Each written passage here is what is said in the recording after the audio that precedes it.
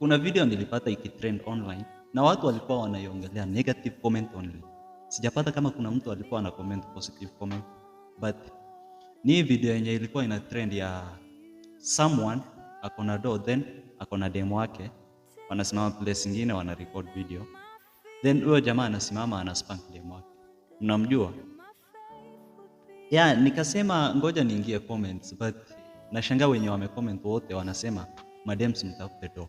Juu hata mimi niwaambie, madems mtafute pesa, mwachane na pesa yenyewe. Hata kama ni kujituma aje, hata kama inakuambia toa nguo utembee uchi ndio upate pesa, sometimes you have to do that. Juu hakuna venye ni Mungu aliwaumba anakuja anakudisrespect, assume that amekuwa, then kila siku mnapigana, lakini ukijaribu kutafuta pesa yako alafu upate, akikushautia tu hivi, then una shout back. Sawa? Akikwambia kitu unamwambia pia. Akisema leo ni boxing, wacha nimpige huyu, wewe pia unambox. Unaweza mshinda hivi.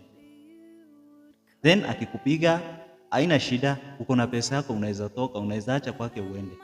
Ukiwa na pesa yako huwezi ogopa ati huyu akiniacha naanzia wapi. Uko na pesa yako, hiyo time unaweza mpiga, umvunje, then utoke. Ikuwe tu police case. Lakini jiweke tu kwa ile scenario yenye una pesa. Yaani kila siku akikwambia kitu unalia, akisema hivi unalia, akikupiga unalia, then mkwe na mtoto kwanza. Jiulize tu, kila siku utalia na mtoto wako atasema mama amepigwa na baba, alie kila siku. Ukimbeba mtoto wako analia, mtoto anakuwa na stress. Ndio maana nasema madems, just try kutafuta pesa. Usitegemee mwanaume peke yake. Madems, I guess mnanisikia. Hiyo ni venye nilifikiria, nikasema acha niongee.